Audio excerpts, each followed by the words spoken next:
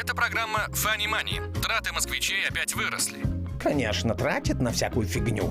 Моя вон на иглотерапию ходила. Ей дома мало, что ли? И вот психолог. 2000 в час. Чем я хуже? Я ее могу бесплатно до слез довести. Вот опять траты. Было же ясно, что этот фикус долго не проживет. Бублик, ты зачем это сделал? Привлекал внимание. Смотри программу «Учись экономить».